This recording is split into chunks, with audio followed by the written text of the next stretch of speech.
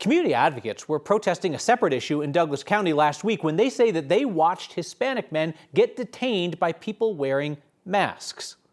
They shared the video with our Angeline McCall.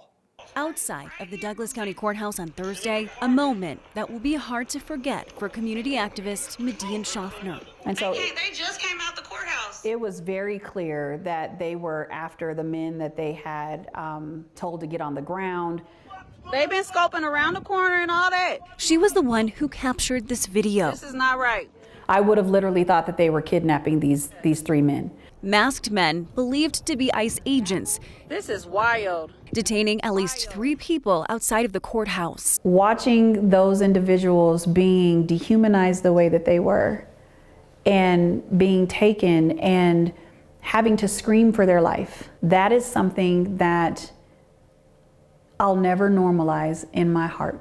What brought her there in the first place was a rally for Jalen Sebron, who was shot and killed by police. We are now witnessing, and this family is having to hold the trauma of watching yet another family that is going to be stripped of dignity. Courthouses were once considered sensitive areas, off limits to ICE agents. Immigration advocates say those rules gone. It's making community unsafe because now all of those people who are by this courthouse, if they were victims and they were immigrants themselves, they're going to be wondering if they're going to be safe for testimony. They're going to be wondering if they're going to be safe for reporting the next crime that happens to them. Andrea Loya with Casa de Paz says this is an opportunity for people to know their rights. But even then, it's hard when ICE agents aren't following what once was protocol before. It's terrifying. And I think now what we're really seeing is that there's no rules. They are not playing by any kind of rule. This is so lame, y'all. With the continued killings and the continued torture that the Black community experiences with law enforcement. It all is intersected, and that's the reason why we really should all be standing together in this fight. Shofner says that one man was detained, then released about 15 minutes later because he could prove that he was a U.S. citizen. As for the others, we're unsure what happened to them or if they are in ICE custody today. Kyle? Angeline, we get a lot of questions from Next viewers about the whole masked roundup kind of thing. I don't know.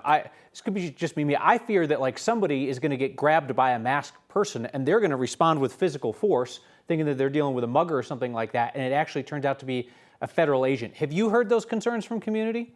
Absolutely, and I just spoke with Andrea from Casa de Paz in that story. We talked about that. She said they're definitely seeing an increase of people. For instance, maybe in the past they wouldn't have identification or a badge. Now we're seeing where people are covering their faces, and naturally that would add to a lot of confusion, especially when we're talking about people, in some cases, especially students that we've seen across the country, right, Kyle, where, for instance, their immigration status is being revoked and they don't even know.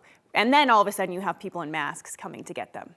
Yeah, if somebody doesn't know that they're a target for apprehension, then they're grabbed by a masked man. You can imagine how disconcerting that would be.